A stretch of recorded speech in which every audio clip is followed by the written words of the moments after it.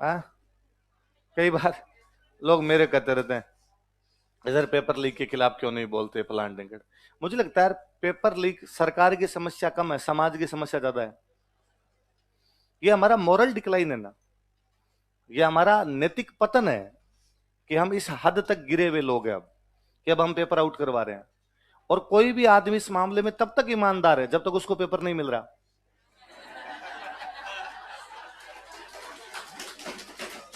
भाई, किसको कहना है? क्या अशोक गहलोत कैसी जी में आती है कि मैं पेपर आउट करवा दूं, बच्चों को बर्बाद कर दूं? आपको तनिक भी ऐसा लगता है? अशोक गहलोत में मैं कहता हूँ सचिन पायलट बन जाए, या वसुंधरा जी बन जाए, या गुलाब चंद जी कटारिया बन जाए, तो क्या इनके दिमाग में ऐसा आता है कि इस बार पेपर आउट करवा के सारे बच्चों को बर्बाद करें?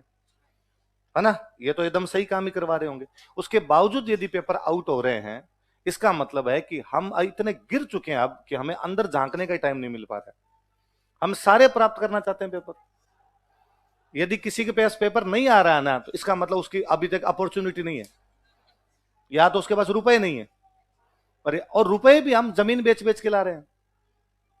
हम कह रहे जमीन बेच देंगे, पर इससे रुपए लेकर हम क्या बन जाएंगे? पेपर लेकर ये जो भी नौकरी लगेगी इसके अंदर हम लग जाएंगे। और इससे भी बुरा ढांचा हमने ये कर रखा है। मुझे कई बार बड़ा अजीब लगता है कि आरपीसी में कोई भी मेंबर बनता है, वो जिस जाति का होता है वो जाति उसको बधाई देती है। किस किस बात की बधाई? इसका मतलब आप साफ साफ कह रहे हो कि हमारी जाति का तो फेवर लेना ही है। अब जब ऐसे आदमियों को आप आरपीसी में भेजेंगे, या इस बात पर आप खुश होंगे और फिर आप ये भी चाहते हैं कि आपका सिस्टम फेयर रहे, तो नहीं होगा। जब तक एक एक आदमी फेयर नहीं होगा तब तक फेयर नहीं होगा। पहले कोई चोरी चकारी कुछ हो जाती, कोई इस प्रकार की कोई भी चीज हो जाया करती थी ना, और किसी पे मुकदमा हो जाता, तो लोग 3 पीढ़ी तक मुंह दिखाने लायक नहीं रहते। गांव में आज भी कोई इस प्रकार के मामलों में फंस जाता है, तो लोग कहते हैं कि यार फलान जी उस मुकदमे में फंस गए थे। आज भी खूब सारे लोग इस बात की यूं गर्व के साथ कहते हैं कि हमारे गांव में पिछले 100 साल के अंदर पुलिस नहीं आई, कि हमारे आज तक कोर्ट कचहरी का मामला नहीं पड़ा। इस प्रकार की बातें कहते हुए मिल जाएंगे। आजकल मैं बड़ा अजीब देखता हूं कि फेसबुक पे लिखा आता है कि भाई के जमानत मिलने पर हार्दिक बधाई। किसी गुंडे मवाली क्रिमिनल के लूट के के अपराधी को हम गाड़ियों के काफिले के साथ छोड़ के आते हैं, और फिर हम ये मानते हैं कि यार ये पेपर लीक जैसी घटनाएं बंद हो जाए।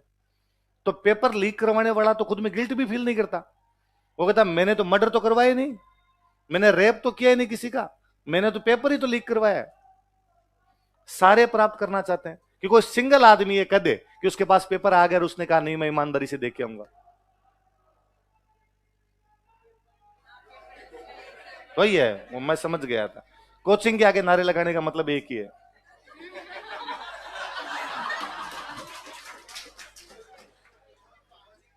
प्रेजेंस ऑफ माइंड नाम की तो चीज होती है, इतना तो अपना काम कर ही रहा था अपना है।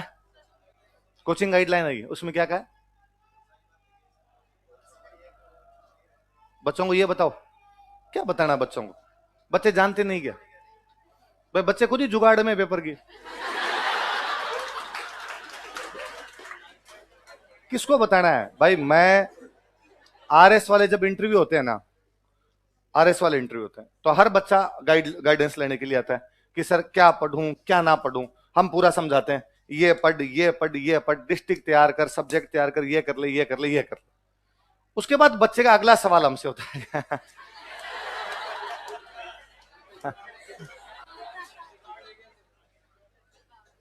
सर कोई है जानकारी में आपके? मैं बाबूजी लंगोट में जींस किन पिरा दे। नहीं है भाई, कोई जानकारी के अंदर नहीं। नहीं सर कोई हो। तो फिर एक दिन स्टूडेंट आके कि सर आप कहते हो कि डिस्ट्रिक्ट तैयार कर लो, सब्जेक्ट तैयार कर लो, मुझे लगता है इससे अच्छा तो कोई मेंबर तैयार कर ले।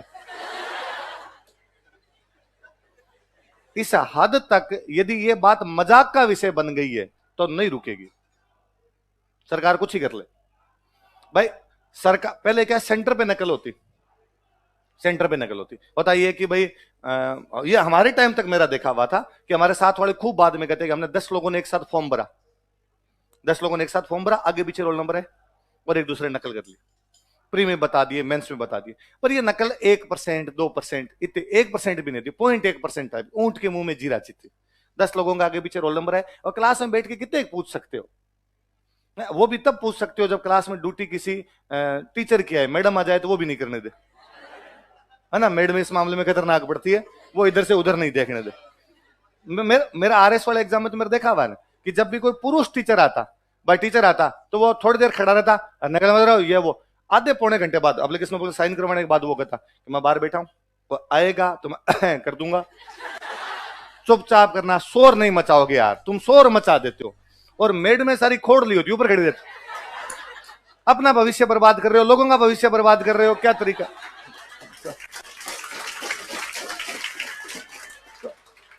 ये वाली नकल चलती थी, इतनी नकल हो जाया करती थी, इससे ज्यादा कोई भी नकल जैसी चीज है नहीं। तो सरकार ने क्या किया कि सेंटर पे हम ध्यान रखेंगे, ये काम सरकार का ही तो किया हुआ है कि हम आसपास में कहीं भी ब्लूटूथ नहीं लगने देंगे। लोगों ने ब्लूटूथ से नकल करनी शुरू कर दी, सरकार ने कहा कि नहीं हम जैम कर देंगे पूरा सिस्टम। यहाँ पर टेक्नोलॉजी के प्रयोग से तो आप कर ही नहीं सकते, मोबाइल ही काम नहीं करेगा, आपका इंटरनेट ही काम नहीं करेगा, तो क्या कर लोगे आप। सरकार ने कहा कि लोग अपने कान में ब्लूटूथ फंसा के लेके आ जाते हैं, शर्ट में ब्लूटूथ लेके आ जाते हैं, जींस पहन के आते हैं, जींस में जो बटन होता है इसके अंदर लेके आ जाते हैं। उन्होंने कहा जींस पहन नहीं दी, तुम लोवर पहन के आओ, तुम फुल बाजू वाले शर्ट पहन ही नहीं सकते, तुम तो हाफ बाजू वाले पहन के आओ। लड़कियां मंगलसूत्र भी नहीं डाल सकती, निकाल के आओ, क्या पता मेटल के अंदर तुम छुपा के लेके आओ। तुम कानों में ये नहीं पहन के आ सकते, इनके अंदर सरकार ने तो किया। अब यदि आपका कोई आदमी अंदर से ही पेपर आउट कर दे रहा है, क्या करे सरकार, कहां कैसे बच सकती है सरकार, क्या कर सकती है इसमें। किसी आदमी ने धूड़ खाने की सोच ली तो खाएगा। ऐसे प्रयास सरकारों से नहीं होंगे, जब तक नैतिकता समाज के अंदर डेवलप नहीं होगी तब तक ये सब चीजें चलती रहेगी। और इसका एक बड़ा रीजन दूसरा है, इसका बड़ा रीजन ये, हमने सरकारी नौकरियों को भगवान मान लिया है। जब तक हम सरकारी नौकरियों को भगवान मानते रहेंगे, मैं कहता हूं सर, अब कोई सवाल ये भी उठा सकता है कि अंदर से पेपर लीक हो रहा है, सरकार पता लगाए, मैं कहता हूं लगा लेगी पता। आपको क्या लगता है सरकार भ्रष्टाचारियों को जेल नहीं भेजती, भेज रही है। अभी तक भी खूब भ्रष्टाचारी जेल जा रहे हैं, तो कौन से भ्रष्टाचार रुक गए, क्योंकि हमने भ्रष्टाचार को शिष्टाचार मान लिया है।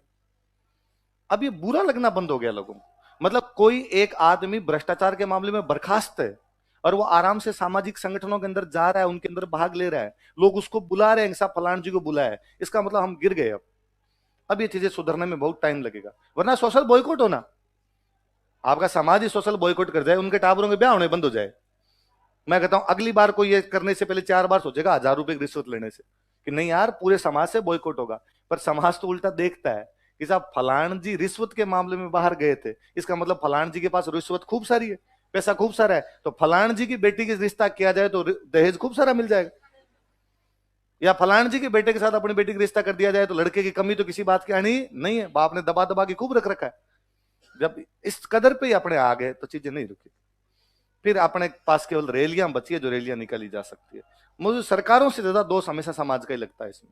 सरकारें चाह के भी कुछ नहीं कर पाएगी, सरकारों की जितना हाथ में था वो कर रही है। कई बार अपने देखने को भी मिलता है कि यार पेपर तो आउट करवा दिया आपने आरपीसी से, पेपर तो आउट करवा दिया आपने प्रिंटिंग प्रेस से, और टावरों के फालतू में कह रहे हो कि हम आस्तीन काट देंगे तेरी।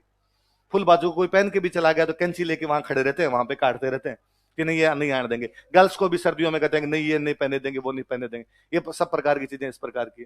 पर क्या हो जाएगा इससे, वो अंदर जो भेजने वाला है वो भी आपके अंदर का ही आदमी है, और हम तब तक चुप बैठे हैं जब तक हमारे पास वो पहुंच पा रहा है। हम जितने भी हो हल्ला मचा रहे लोग हैं वो है जिनके पास ये चीज नहीं पहुंची। अब honesty is lack of opportunity है। ईमानदारी तब तक है जब तक आपको बेईमानी के मौके नहीं मिलते। ईमानदारी गायब हो चुकी है, ईमानदारी गायब हो चुकी है तो नैतिक पतन हुआ आपका, नैतिक चरित्र नाम की आपकी चीज नहीं बची, और नैतिक चरित्र नहीं है तो ये सब चीजें आपको देखने को मिलेगी, बढ़ेगी। और सरकारें जोर लगा ले अपने कानून कितने कठोर बना दे, ये और बढ़ेगी। सरकारी नौकरियों का आकर्षण जब कम होगा, थोड़ा समाज में थोड़ा नैतिकता का विकास होगा, तब धीरे धीरे धीरे धीरे चीजें समाप्त होगी। वरना मतलब अब तो ये खुलेआम हो गया कि मेरे को अब स्टूडेंट मिलते रहते हैं। ये अपने आरएस वाले में तो मुझे ये लगता है कि यार इधर वाले में अभी तक थोड़ा सा मामला सेट है, नहीं हो पा रहा। कारण क्या है कि बंदा सोचता है कि प्री का आउट करवा लिया, मेंस का कैसे करवाएंगे, मेंस भी आउट करवा गए तो इंटरव्यू में और सेटिंग करनी पड़ेगी, तो लंबा है। और बंदे लगता है एक जगह भी मामला यदि बिगड़ गया, बीच में लैक हो गया मामला, लैक कर गया एक जगह भी मामला। इन्होंने मेरे को पहले यूट्यूब पे देखा था और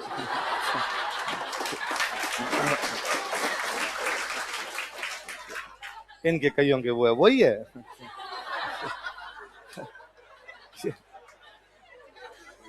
इस समस्या का सामना मैं कई दिनों से कर रहा हूं, है ना। मतलब जिसका यूट्यूब पे देखा था अचानक आप वही हो, वही वही, सेम सेम सेम एकदम, कोई अंतर नहीं है। तो वो मामला तो वो एकदम लेट के देख रहा है उधर से, तो उसे विश्वास है यूट्यूब वाला ने ये पंगा और कर दिया। तो मैं अभी थोड़े दिन पहले किसी कार्यक्रम के अंदर था, तो वहां एक सज्जन मुझे कई देर से देख रहे थे लगातार, तो मैं समझ तो गया था कि क्यों देख रहे हैं, पर अब मैं चला के तो उनको कैसे कह दूं कि मैं हूं, आ जाओ मिल लो मेरे से। तो बाहर गए, बाहर जाके वापस आए, हाय राजवीर सर। तो मैंने हाथ कहा कि वीडियो देख के आगे बात। आपको कैसे पता चला यार, आप आधे घंटे से ताड़ रहे थे लगातार, फिर आप बाहर गए हो मोबाइल लेके वापस आए, इसका मतलब आपने वीडियो देख के मिलान किया है। सेम आदमी वही आदमी है। और वो तो बड़े मजेदार शख्स थे, कोई मार्केटिंग के अंदर वैसे यूं काम करने वाले बंदे एकदम। और तो कहे अरे मैंने वीडियो देख रखे हैं आपके, वो तो कई देर यूं बातें हुई, तो आप क्यों देखते हो, यूं आगे आ जाते हैं फिर देख लेते हैं, अच्छे लगते हैं। तो मैं उनको और आंसर आता कि सर आप नहीं देखते, यूट्यूब दिखाता है। आपने मेरे 2 वीडियो देखे होंगे, यूट्यूब को ऐसा लगा कि इसको ये पसंद है, इसलिए सजेशन में वही वो दिखा रहा है। आपके पास अब कोई चॉइस नहीं है, मुझे देखना पड़ेगा। आपकी चॉइस सारी समाप्त हो चुकी है सर। अब आपको 30 और 14 सुननी ही पड़ेगी, भले ही आपका इनमें इंटरेस्ट हो या ना हो। और यकीन मानिए 5 वीडियो लगातार आएंगे तो 2 ढंग के आ ही जाएंगे, तो आपको ये भी नहीं लगेगा कि टाइम खराब हो गया। आप अगली बार खुद मेरा सर्च करना चाहोगे यूट्यूब को, फिर लगेगा और पसंद कर रहा है, वो 2-4 और भेज देगी आपको। तो ये है, आप तो लिखो अपनी विशेषताएं लिखो, पेपर लीक ऐसे ही होंगे। अपने थोड़ा सा इस मामले में रहो कि अपने वाले में नहीं है इतना, तो राजी रहा जाए अपने। तो वैकेंसी आए तब आ जाए, आप तो ये करोगे थोड़ी लेट आए, क्यों राजी हो रहे हो। आप तो सोचोगे यार थोड़ी सी 4-5 महीने और लेट हो जाए, 4-5 महीने लेट हो जाए, आपका कोर्स कंप्लीट हो तो आराम से दे सको, है ना। और थोड़ी सी 2-4 महीने और लेट होगी तो मुझे लगता है ये वैकेंसी बढ़ी आएगी, नए जिले बनेंगे, नई तहसीलें बनेगी, तो नए तहसीलदार चाहिए, नए उपखंड अधिकारी चाहिए, नए बीडीओ चाहिए, नए डिप्टी चाहिए। चीजों में थोड़ा सेंस लगाना ना अपने। अच्छा, मैं अभी आपको बता ही रहा हूं कि भाई जैन जो थे, जैनों ने चित्र ज्यादा बनाए थे ना, तो मेवाड़ वाली शैली पे अपने को जैन शैली का प्रभाव है, एक अजंता का प्रभाव है। किसका प्रभाव है? अजंता।